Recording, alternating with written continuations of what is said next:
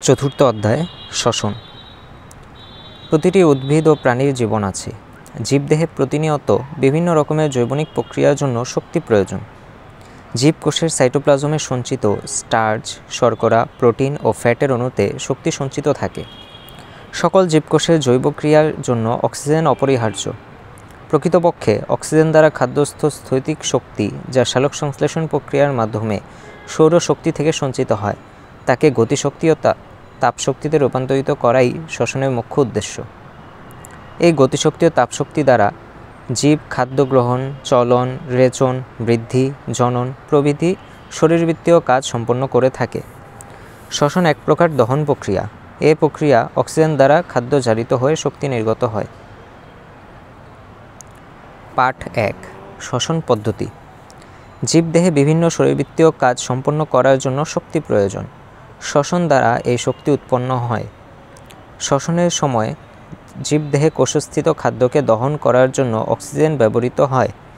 এর ফলে উৎপন্ন হয় শক্তি ও কার্বন ডাই অক্সাইড। সুতরাং যে জৈব রাসায়নিক প্রক্রিয়ায় জীব কোষস্থ খাদ্যবস্তু অক্সিজেনের উপস্থিতি বা অনুপস্থিতিতে জারিত হয়ে খাদ্যস্থ রাসায়নিক শক্তিকে গতিশক্তি ও তাপশক্তিতে রূপান্তরিত ও মুক্ত করে এবং ফলশ্রুতিতে কার্বন ডাই অক্সাইড ও পানি উৎপন্ন হয়, তাকে শ্বসন বলে। শ্বসনের সংজ্ঞা আমাদের যে বোর্ড পরীক্ষা বা স্কুলের ফাইনাল পরীক্ষার জন্য খুবই ইম্পর্টেন্ট। টিচাররা শ্বসনের সংজ্ঞাটা পরীক্ষায় দিতে বেশি স্বাচ্ছন্দ্য বোধ করে। শ্বসন একটি বিপাকীয় প্রক্রিয়া। এই প্রক্রিয়া চলাকালে প্রতিটি জীব পরিবেশ থেকে অক্সিজেন গ্রহণ করে এবং কার্বন ডাই অক্সাইড ত্যাগ করে। নিম্ন শ্রেণীর কিছু উদ্ভিদ ও প্রাণী অক্সিজেন ছাড়া শ্বসন ক্রিয়া সম্পন্ন করে, তবে সকল ক্ষেত্রে কার্বন ডাই অক্সাইড উৎপন্ন হয়। উদ্ভিদ ও প্রাণীর প্রতিটি সজীব কোষে দিন রাত্রি সবসময় শ্বসন কার্য ঘটে।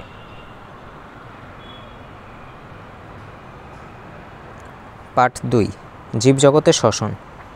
শ্বসন একটি অন্তঃকোষীয় বিপাক প্রক্রিয়া এবং উদ্ভিদ ও প্রাণীদেহের বিভিন্ন সজীব কোষে শ্বসন প্রক্রিয়া মূলত একই, কিন্তু বিভিন্ন জীবের অক্সিজেন গ্রহণ ও কার্বন ডাই অক্সাইড নির্গমন পদ্ধতিটি ভিন্নরূপ। উদ্ভিদ দেহে শ্বসনকালে অক্সিজেন ও কার্বন ডাই অক্সাইডের বিনিময় অপেক্ষাকৃত সরল। উদ্ভিদের কোনো নির্দিষ্ট শ্বসন অঙ্গ নেই। পাতায় পত্ররন্ধ্র, কাণ্ডের ল্যান্টিসেল ও অন্তঃকোষের মাধ্যমে বায়ু দেহাভ্যন্তরে প্রবেশ করে। পানিতে নিমজ্জিত উদ্ভিদগুলো সমগ্র দেহতলের সাহায্যে অক্সিজেন শোষণ করে। প্রাণীদেহ শ্বসনের বিভিন্ন অঙ্গের মাধ্যমে নানাভাবে সম্পন্ন হয়। নিম্ন শ্রেণীর প্রাণীতে সাধারণত ত্বক ও ট্রাকিয়ার মাধ্যমে শ্বসন হয়। উন্নত প্রাণীদের শ্বসনে গ্যাসীয় বিনিময়ের জন্য বিভিন্ন ধরনের শ্বসন অঙ্গ আছে, যেমন মাছ ও ব্যাঙাচি ফুলকার সাহায্যে এবং স্থলজ মেরুদণ্ডীরা ফুসফুসের সাহায্যে শ্বসন সম্পন্ন করে। শ্বসনকালে শক্তি উৎপন্ন হওয়ার প্রমাণ। এই প্রমাণটা সবাই বাসায় পড়ে নেবেন এবং করতে পারলে খুবই ভালো। এটা পরীক্ষার জন্য খুব বেশি গুরুত্বপূর্ণ না, তাই আমি স্কিপ করছি। পাঠ 3, প্রাণীর শ্বসন। আমরা নাক দিয়ে শ্বাস প্রশ্বাস গ্রহণ করি। শ্বাস প্রশ্বাসের সময় আমরা কি গ্যাস গ্রহণ ও ত্যাগ করি? প্রাণী, উদ্ভিদ বায়ু থেকে অক্সিজেন গ্রহণ করে ও কার্বন ডাই অক্সাইড ত্যাগ করে। তাদের এই প্রক্রিয়া চলতে থাকে সারা জীবন। তবে প্রাণী ও উদ্ভিদের বেলায় গ্যাস গ্রহণ ও বর্জন করার প্রক্রিয়া ভিন্ন প্রকৃতির। উদ্ভিদ পাতায় অবস্থিত স্টোমাটা নামক এক ধরনের ছিদ্রের মাধ্যমে অক্সিজেন গ্রহণ করে। নিম্ন উচ্চ শ্রেণীর প্রাণীর দেহে গ্যাসের আদান প্রদান ঘটে বিভিন্ন প্রকার অঙ্গের মাধ্যমে, যেমন ফুলকা, ফুসফুস। যে অঙ্গগুলো শাসন কার্য চালানোর কাজে অংশ নেয় তাদের একত্রে শ্বসনতন্ত্র বলে। মানব শ্বসনতন্ত্র নিম্নলিখিত অঙ্গগুলো নিয়ে গঠিত।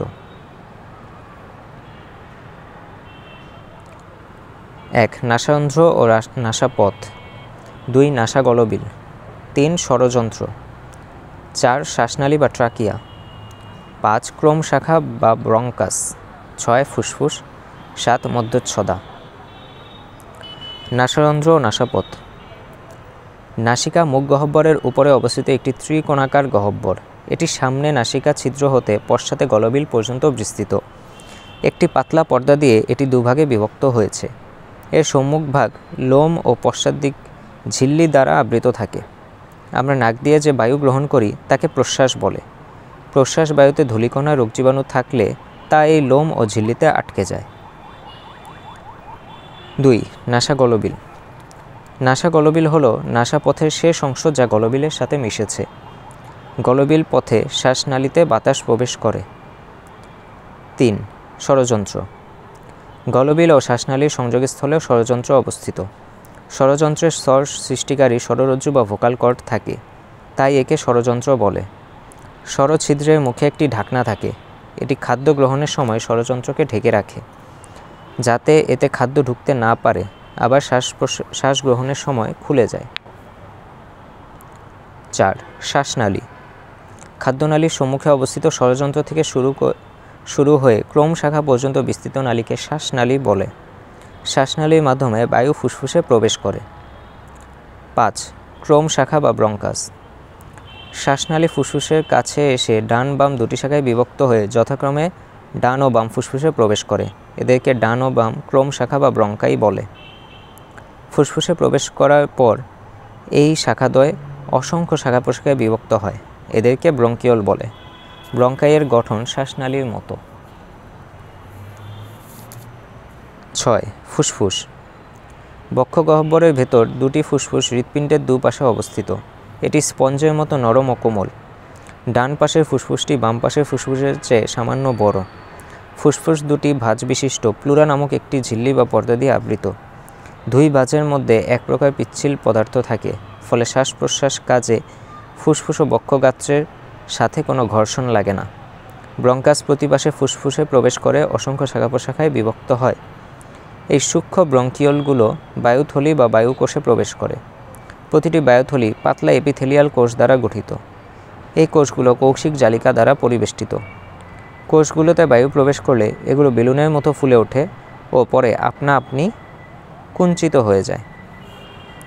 বায়ুথলি ও কৌশিক জালিকা উভয়ের প্রাচীর এত পাতলা যে সহজেই এগুলোর মধ্য দিয়ে বায়ু আদান প্রদান করতে পারে। 7.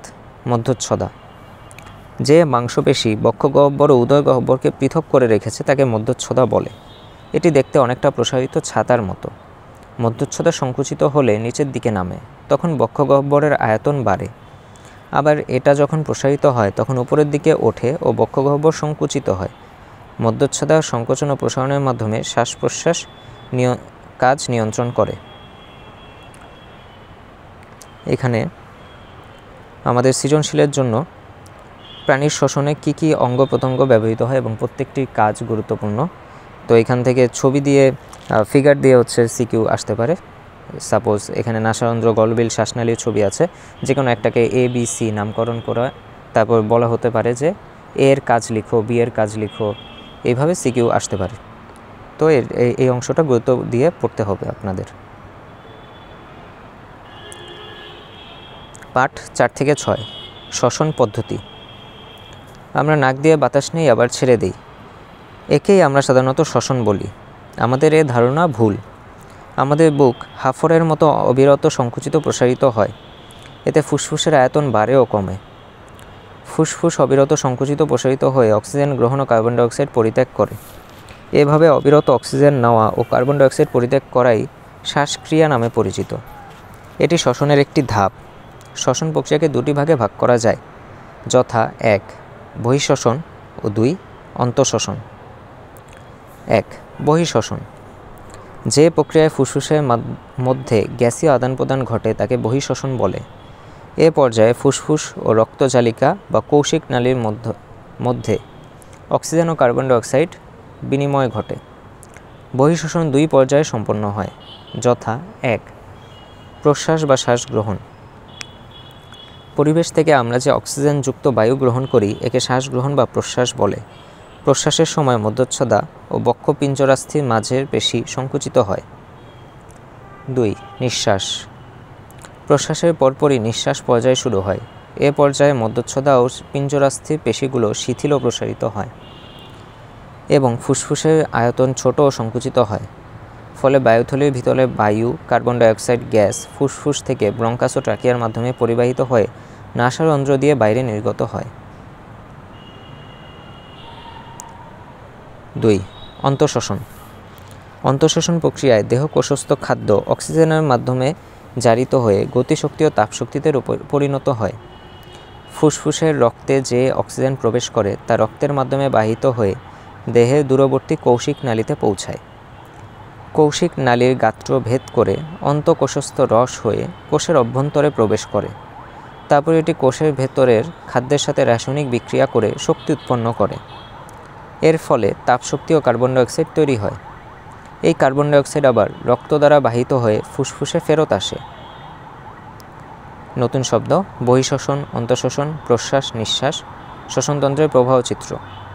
প্রথমে নাসারন্ধ্র থেকে নাসাপথ, নাসাপথ থেকে নাসাগলবিল, নাসাগলবিল থেকে ট্রাকিয়া, ট্রাকিয়া থেকে ব্রঙ্কাস, ব্রঙ্কাস থেকে বাতাস যায় অ্যালভিওলাই বা বায়ুথলিতে। সেইখানে অক্সিজেন ও কার্বন ডাইঅক্সাইডের মধ্যে এক্সচেঞ্জ হয়। এক্সচেঞ্জ হওয়ার পর ব্রঙ্কিওল থেকে কার্বন ডাইঅক্সাইড যুক্ত ব্লাড বা কার্বন ডাইঅক্সাইড সেটা আসে ব্রঙ্কাসে, ব্রঙ্কাস থেকে ট্রাকিয়া, ট্রাকিয়া থেকে নাসাগলবিল, নাসাগলবিল থেকে নাসাপথ এবং নাসাপথ থেকে নাসারন্ধ্রের মাধ্যমে কার্বন ডাইঅক্সাইড দেহের বাইরে বের হয়ে যায়। এই হচ্ছে আমাদের শ্বসনতন্ত্রের প্রবাহ চিত্র। এখানে অন্তঃশ্বসন বহিঃশ্বসনের মধ্যে পার্থক্য, অন্তঃশ্বসন বহিঃশ্বসন বলতে কী বোঝায়, এগুলো নিয়ে সিকিউ থাকতে পারে। পার্থক্যটা টেবিল আকারে শিখলে আপনাদের জন্য সুবিধা হবে। পাঠ 7, শ্বসনতন্ত্রের সাধারণ রোগ। হাকিম সাহেব যক্ষ্মায় ভুগছেন। প্রফুল্লবাবুর অ্যাজমা বা হাঁপানি। ছোট শিশু বিকাশের নিউমোনিয়া হয়েছে। এ রোগগুলোর কারণ কি? কী ধরনের সাবধানতা গ্রহণ করলে তাদের এ রোগগুলো হতো না? এ রোগগুলোর প্রতিকার কি? এ রোগগুলোর কারণ, লক্ষণ, প্রতিকার ও প্রতিরোধের ব্যবস্থা জেনে নিলে রোগের আক্রমণ থেকে অনেকাংশে পরিত্রাণ পাওয়া সম্ভব। যক্ষ্মা। যক্ষ্মা একটি অতি পরিচিত সংক্রামক রোগ। এ রোগ সহজে সংক্রমিত হয়। যারা অধিক পরিশ্রম করে দুর্বল অস্বাস্থ্যকর পরিবেশে বাস করে এবং অপুষ্টিতে ভোগে বা যক্ষ্মা রোগীর সাথে বাস করে, তারা এ রোগের শিকার হয়ে থাকে। কারণ: এক ধরনের ব্যাকটেরিয়ার আক্রমণে এ রোগ হয়। লক্ষণ: দেহের ওজন কমতে থাকে ও শরীর দুর্বল হতে থাকে। খুসখুসে কাশি হয়, কখনো কখনো কাশির সাথে রক্ত পড়তে পারে। বিকালের দিকে অল্প জ্বর হয়, রাত্রে শরীরে ঘাম হয়। বুকে বা পিঠে ব্যথা হয়, মাঝে মাঝে পেটে অসুখ দেখা দেয়। যক্ষ্মা বাংলাদেশে অতি পরিচিত একটি রোগ। প্রায় অনেক মানুষেরই, বয়স্ক মানুষের যক্ষ্মা রোগে তারা আক্রান্ত হয় এবং এটা একটা ব্যাকটেরিয়া দিয়ে এই রোগটা হয়ে থাকে। এবং এর লক্ষণগুলো আপনাদের পরীক্ষায় আসতে পারে লক্ষণগুলো, এবং খুব টিপিক্যাল একটা সিনারিও থাকে। তা হচ্ছে কাশি থাকে, অনেক লং ডিউরেশনের কাশি থাকে এবং সন্ধ্যার দিকে জ্বর আসে, রাতে ঘাম দিয়ে জ্বর ছাড়ে, এরকম একটা সিনারিও থাকে এবং লং টাইম তার ওজন কমতে থাকে, তার শরীর দুর্বল হতে থাকে। এই লক্ষণগুলো দেখা যায় যক্ষ্মা রোগীর। প্রতিকার: রোগীকে পুষ্টিকর খাবার দিতে হবে। ডাক্তারের পরামর্শ অনুযায়ী দ্রুত চিকিৎসার ব্যবস্থা করতে হবে। এই চিকিৎসা দীর্ঘমেয়াদী, সম্পূর্ণ ভালো না হওয়া পর্যন্ত চিকিৎসা চালিয়ে যেতে হবে। ডাক্তারের পরামর্শ ছাড়া কোনো অবস্থাতেই চিকিৎসা বন্ধ করা যাবে না। প্রতিরোধ: যক্ষ্মা প্রতিষেধক টিকা হলো BCG। জন্মের পর 1 বছরের মধ্যে শিশুকে এই টিকা দেওয়ার ব্যবস্থা করতে হবে। জন্মের পরপরই যত দ্রুত সম্ভব শিশুকে এই টিকা দেওয়ার ব্যবস্থা করা উচিত। যক্ষ্মা রোগীকে পৃথক রাখতে হবে। সবচেয়ে ভালো ব্যবস্থা হলো হাসপাতালে পাঠানো, এতে সুচিকিৎসা নিশ্চিত হয়। রোগীর কফ, থুতু মাটিতে পুঁতে ফেলা দরকার, কারণ এসবে অসংখ্য জীবাণু থাকে। হাঁচি কাশির সময় মুখ রুমাল দিয়ে ঢেকে নিতে হবে। যক্ষ্মা রোগীর কাছে শিশুদের যেতে দেওয়া উচিত নয়। নিউমোনিয়া। নিউমোনিয়া একটি ফুসফুসের রোগ। অত্যাধিক ঠান্ডা লাগলে নিউমোনিয়া রোগ হতে পারে। হাম, বংক্রাইটিস ইত্যাদি রোগের পরে ঠান্ডা লেগে নিউমোনিয়া রোগ হতে পারে। শিশুদের জন্য এটি একটি মারাত্মক রোগ। কারণ: এক ধরনের ব্যাকটেরিয়ার আক্রমণে এ রোগ হয়।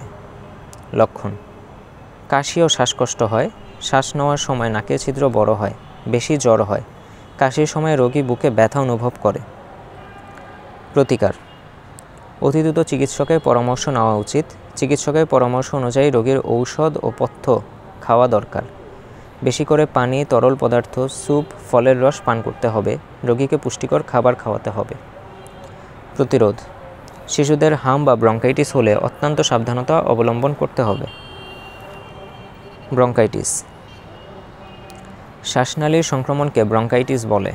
অস্বাস্থ্যকর পরিবেশ, ধুলোবালি মিশ্রিত আবহাওয়া, ঠান্ডা লাগা এবং ধূমপান থেকে এ রোগ হতে পারে।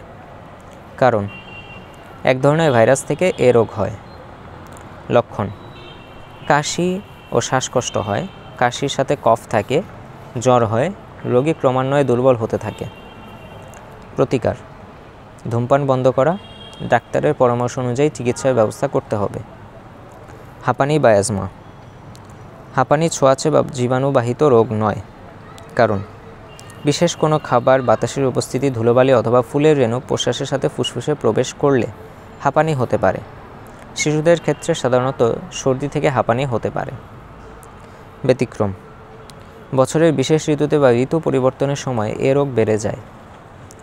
লক্ষণ: হঠাৎ শ্বাসকষ্ট বেড়ে যায়, শ্বাসকষ্টে দম বন্ধ হওয়ার মতো হয়, রোগী জোরে জোরে শ্বাস নেওয়ার চেষ্টা করে, ফুসফুসের বায়ুথলিতে ঠিকমতো অক্সিজেন সরবরাহ হয় না বা বাধাগ্রস্ত হয়, ফলে রোগীর কষ্ট হয়, শ্বাস নেওয়ার সময় রোগীর পাঁজরের ভেতর চামড়া ভেতরের দিকে ঢুকে যায়, কাশির সাথে কখনো কখনো সাদা কফ বের হয়, জ্বর থাকে না, রোগী কোনো শক্ত খাবার খেতে পারে না, কখনো কখনো বমি হয়, রোগী দুর্বল হয়ে পড়ে।